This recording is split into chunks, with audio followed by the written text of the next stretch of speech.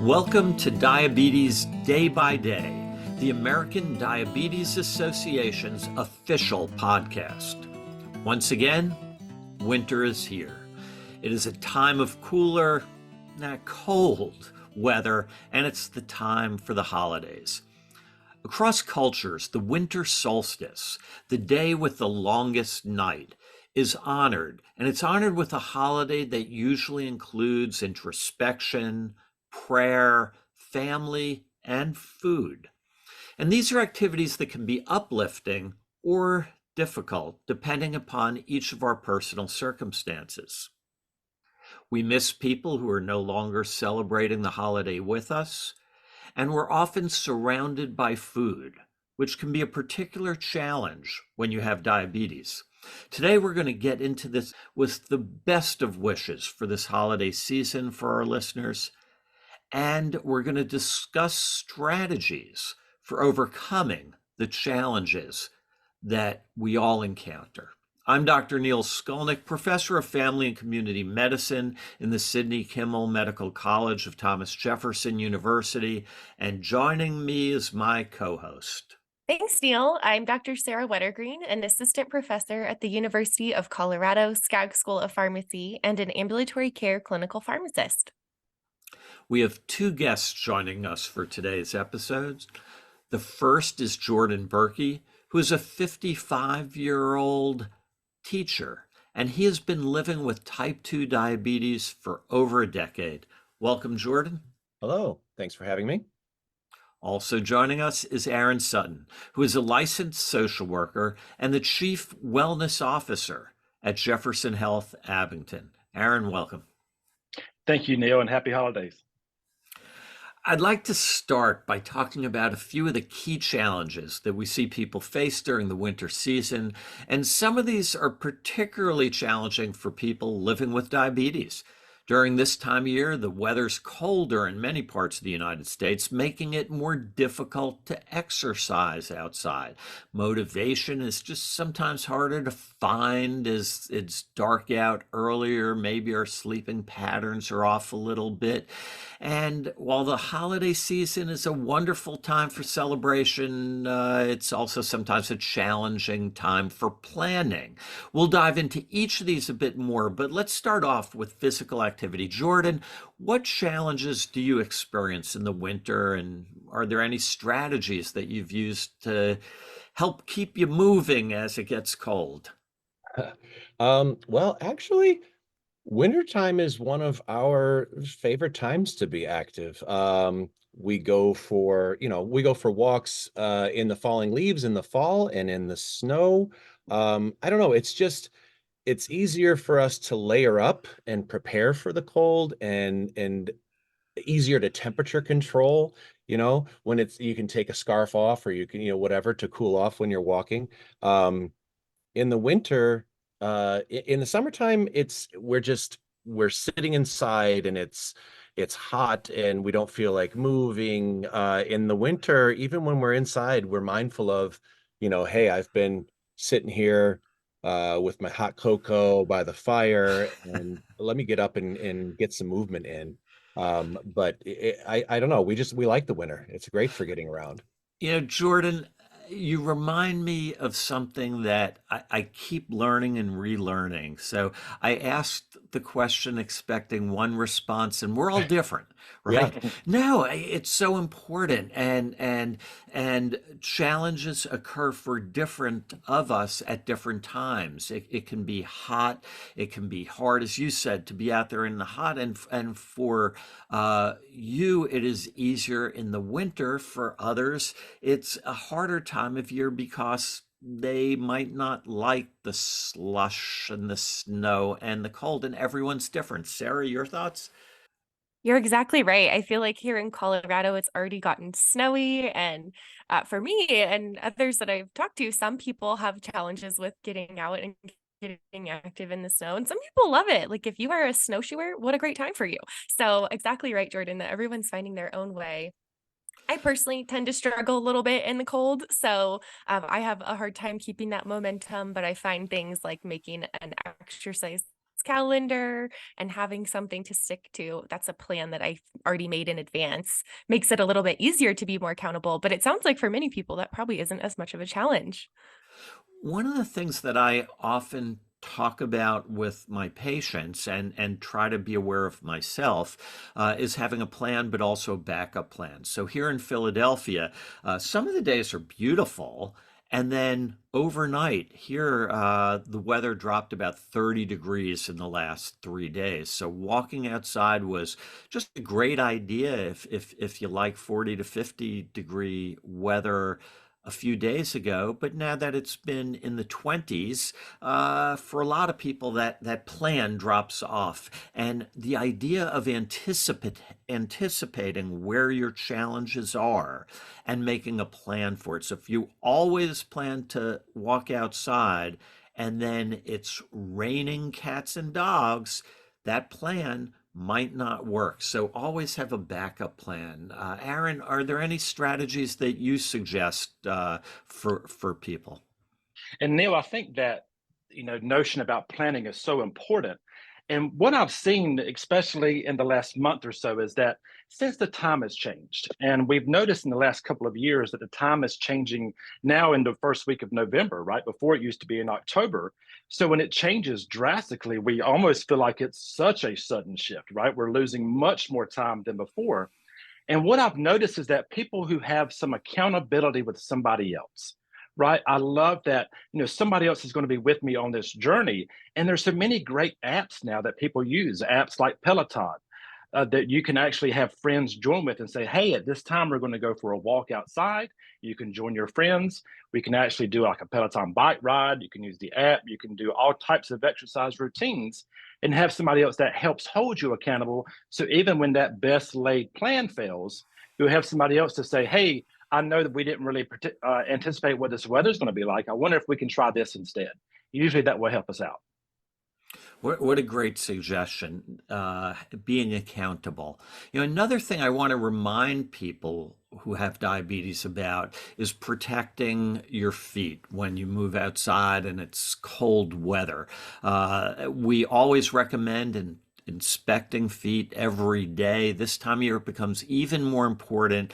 And again, that idea of planning ahead, having an underlayer of sock which absorbs moisture and wicks moisture away from your feet to a second sock layer that is perhaps wool and again allows that moisture out, because we know that sometimes, particularly if someone has a neuropathy, they might not feel their feet becoming cold. So we need to be aware of, for ourselves, where our areas of personal challenge and vulnerability may lie. There's a lot of things that go into planning for the holidays. Jordan, can we transition to food? You're a teacher. This is a time of year. I'm a doctor. This is a time of year where people seem to bring in lots of treats as a way of expressing appreciation. So those treats are everywhere. It's not just the big holiday meal, but it's for weeks. Is this at all of a challenge? And if so, any thoughts about how, what it presents for you? I'm actually one of the people that brings in a lot of the treats. Holiday eating, oh boy. When you're a kid, it's all about the toys. When you're an adult, it's all about the food. And what a good wife, what a good cook my wife is. Yeah. And her baked goods to die for. But that's just it, isn't it? At some point, you have to realize you don't want to die for these things. They bring you joy in life. You shouldn't have to be completely cut off from them, but you don't really want to die for them. So this is realizations that we've come to by reflecting over the years. And the thing is, as an older person with diabetes or as an overweight person, I think it's very easy to get defensive about food. You can't tell me what to eat or not to eat. This is my life. This is my body. No one can tell me what not to eat. That's almost true. There is just one person who can tell you what not to eat, and that's you. And one of the main reasons I think that, at least for myself, that I acted that way earlier on is just out of fear. We're afraid someone's going to take something that we love and something that gives us joy away from us completely and forever. So we overcompensate and overdo it with those foods. At the same time, we're secretly afraid that what we love is going to kill us.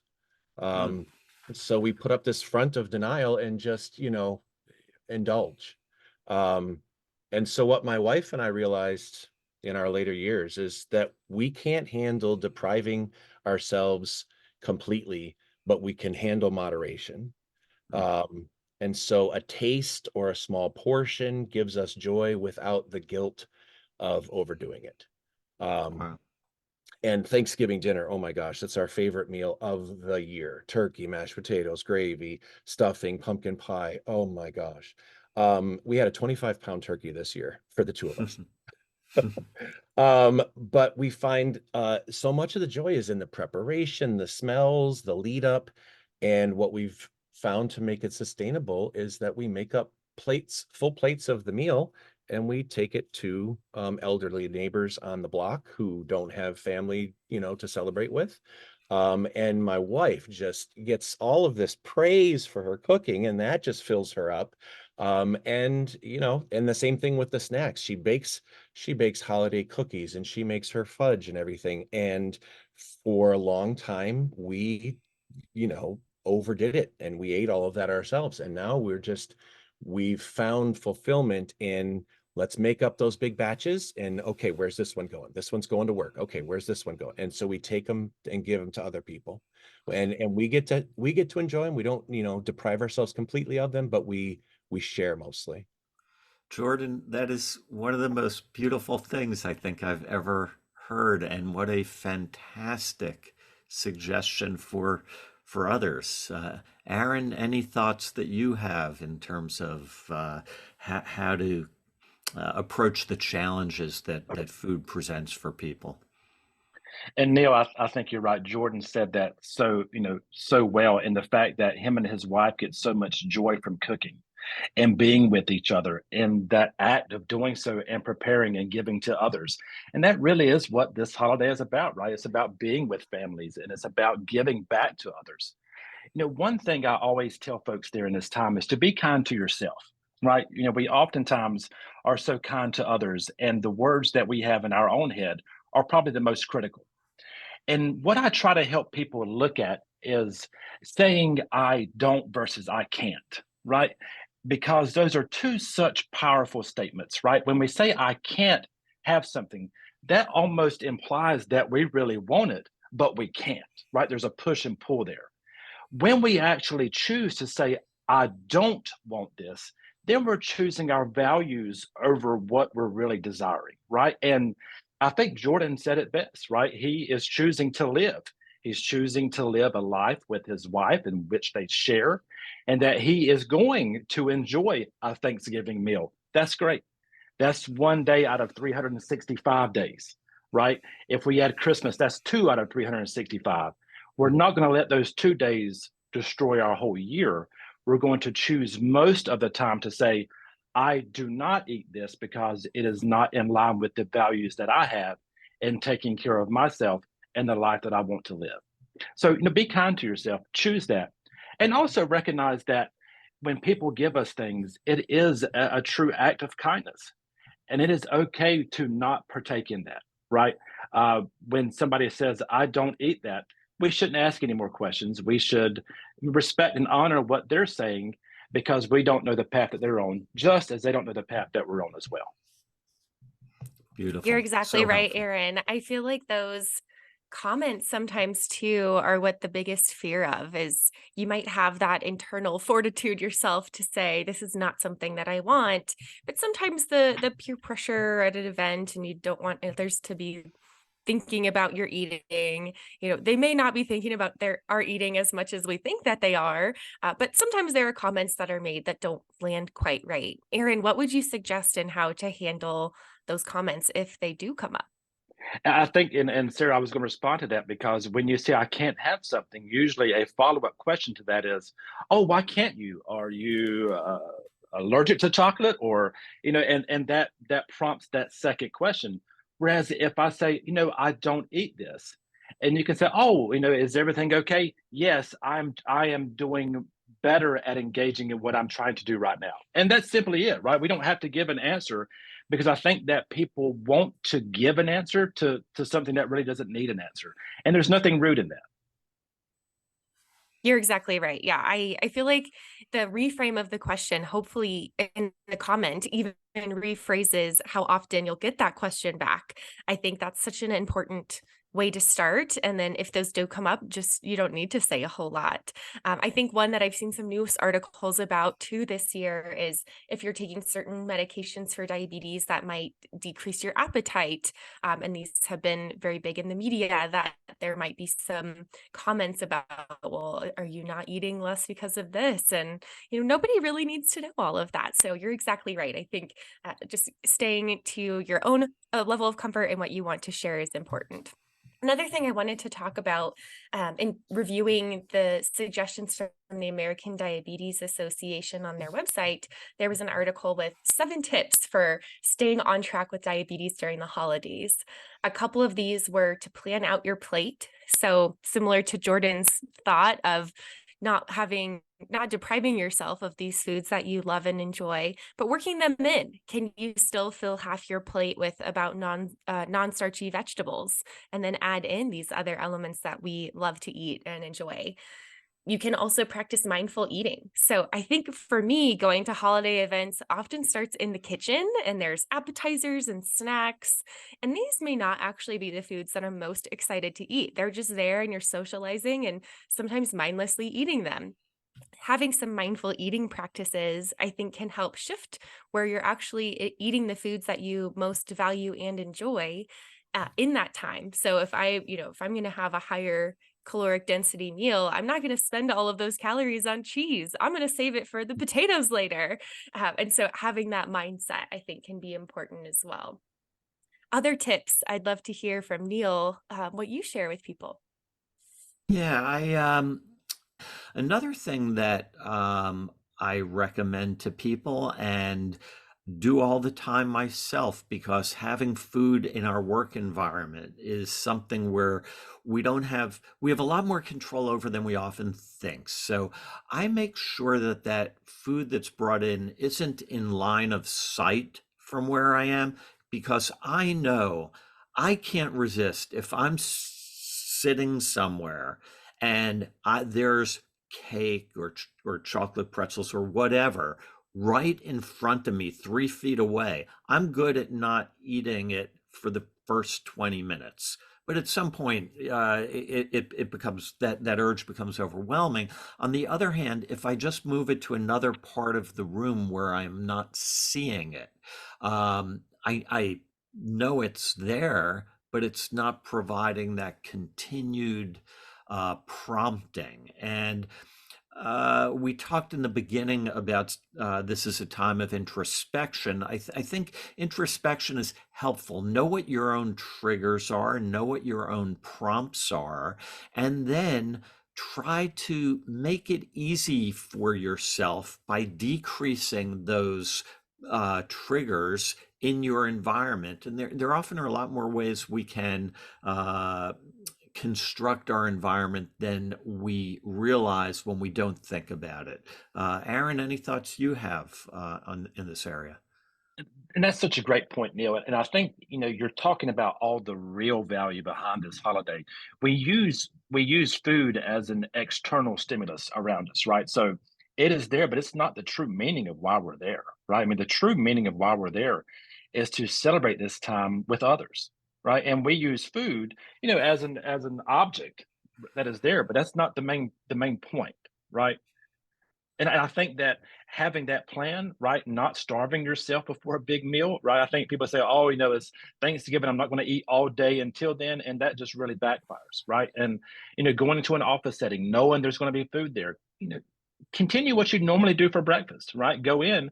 And if you would like a treat later, you can have a treat. but don't set yourself up for that expectation of, I know there's going to be food here, so I'm not going to eat, because that just sets us up for failure. Yeah. Aaron, can I ask you to share? You shared with me in the past what I thought was an incredibly insightful way to approach what happens for most of us, which is we have one treat that maybe we didn't anticipate, and then at that point we feel that's it, and you just keep eating and eating and eating because you broke your own rule, and then that's it. And you gave an analogy in the past that I've thought a lot about since. Can you talk about And that? I certainly will. And I think that, the purpose of this, and I'll give an example, right? So if we were to drive, and on this drive, we have a flat tire, right? That's a really bad day. And I've had that happen to me. And it really stinks because, now I have to get out and change this, or I have to call somebody who can do it. And that's exactly what we do, right? We get out and we change that tire, and we carry on through our day. We don't stop and get out and pop the other three and make it match that one and say, well, now it's really a bad day, right? Because that it sounds almost humorous, but that's what happens when we eat, right? Is that, well, you know what? For this mid-morning snack today, somebody brought in some chocolate chip cookies and I had some. So I might as well go ahead and have a horrible lunch. And since I ate horrible for lunch today, I might as well go ahead and have that afternoon snack, which will turn into a big evening dinner. And then that really can carry over, especially through days when we're having activities, right? A holiday party, a family party, an extended family party. And we say, you know what? And I think that's where that notion of starting to exercise the first of the year, right? I'm going to get through all of this, and then I'm going to start over January 1st. And it doesn't have to be that way, right? We can make those mindful decisions knowing that we can have a mistake and say, you know what? I wasn't expecting these cookies today. I'm going to eat those, and I'm going to make sure I have a more sensible dinner tonight, and I'll carry on the rest of my week. I think that self-compassion comes back to mind when I hear this, is having that empathy for yourself too, and compassion to just say that, I'm not going to be perfect. I'm not perfect in any aspect of my life. Why would I expect myself to be perfect in my habit forming, my eating pattern? There's no even definition of what perfect is for that. And so holding yourself to these unachievable or unrealistic standards, I think, causes so much more pressure and stress that adds to that stress already of the holidays. So the last thing we really want to talk about is those emotional aspects of managing this holiday season. And that's preparing for events during a busy time of year. You might be out getting holiday gifts, going to different events, having your usual routine. You might have a flat tire. You might have to drive in icy weather. There are certainly so many stressors to this winter, but also special holiday season. And I think an important piece of this is having the right mindset to support you through this. I wonder, Aaron, if you might be able to share some recommendations, and then Jordan will have you share your personal experience in handling the stress of this season. And I think this is such a wonderful time of year. And what we see so many people look at is, that feeling of nostalgia, right? Thinking about when we were children and the excitement we had. And then as we get older, right, it changes, right? And we lose loved ones. And that is a very common theme, right? That often around this time of year, we think about those we have lost. And we think about what a fun and exciting time we had with them. And so, I try to help people look at, this is still a wonderful season. It may look different than it did before, right? And that we can actually create what this looks like now. And it may look different. What type of activities would you like to do? What type of activities have you done in the past that were fun? Well, we want to do some things like that again. And, it makes us think about older times. And that's why we continue to write handwritten holiday cards and really find that meaning of things that bring us joy. Again, it's about finding joy in this season, and joy may look different now than it did before. That's wonderful, Aaron. Jordan, any thoughts that you'd like to share? Well, as far as de-stressing, it's funny. We love this time of year. We love everything about it. The sights, the smells, the tastes. And here's another one of those times when I'm just going to go exactly against what Dr. Skolnik says is the norm. And that is that as much as you might try to seat yourself so that you don't have the reminders of the foods that you want to try to avoid overindulging in. My wife and she'll have a candle burning of, that smells like sugar cookies or something. Mm. And what we find is that since we've made the conscious choice to eat right and only, let ourselves have a taste, enjoy, but then not overdo, the smells of those things are wonderful. It reminds us of, being in the kitchen and cooking, baking cookies, and we know what it was like to overdo it and eat too many cookies. And we know the feeling it left us with, and so that wasn't good. So the smell is wonderful. And so there's so many parts of this time of year that we actually just love to enjoy, and it doesn't necessarily have to be a bad thing for our health. Jordan, as I listen to you, I want to be at your house to smell those candles burning. And again, your descriptions are so wonderful. We only have a few minutes left. Jordan, do you have any final thoughts for our listeners? No, I want to thank you for having me, and I know it's not easy. And we've, recommended some things that really take a lot of work. And sometimes people will get there at different points in their lives. And so, I might not have heard this podcast in the same way 10 years, 20 years ago. Mhm. So, just keep at it, keep thinking what's best for you. And it's only going to come from you. It can't come from someone else. Beautiful. Aaron, your thoughts? I think Jordan said it so well, Neil. This is a personal journey. We have these conversations and we talk about advice that we give, and then we listen to Jordan and his own experience of what's worked for him. And that's my wish for everyone this season, is that we all enjoy and that we all think about what we enjoy doing and what is best for us. Beautiful. Sarah? My final thought is related to the concept of gratitude. So, through each of these things that seem like challenges and that you're having to overcome, whether that's finding exercise in the cold season, getting to spend time with friends and family at holiday events, or even your coworkers, or just finding new ways to celebrate, bringing gratitude in as well as a part of the importance of mindfulness through each of these activities. Beautiful.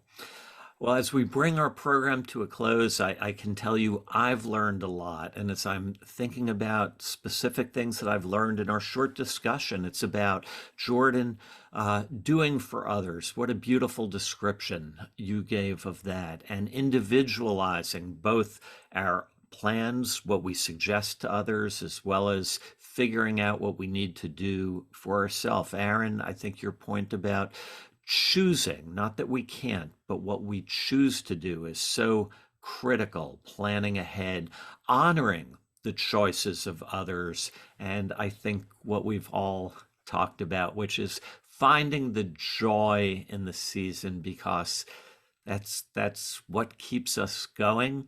Thank you so much, Jordan and Aaron, for joining us. Thank you. Thank you and happy holidays. And this was really a fantastic conversation. Of course, Sarah, as always, thank you. And of course, thanks to our listeners. Sarah, I, and everyone at the American Diabetes Association wishes all of our listeners health and happiness during this holiday season. As always, we invite you to become a part of our conversation. If there's a different challenge you'd like us to discuss on a future podcast, or a question you'd like us to address on this podcast, call and leave us a message at 703-755-7288 to let us know. Again, that number is 703-755-7288. Join us next month, where we'll be talking about diabetes goal setting in the new year. For the American Diabetes Association, I'm Dr. Neil Skolnik. Thanks for listening.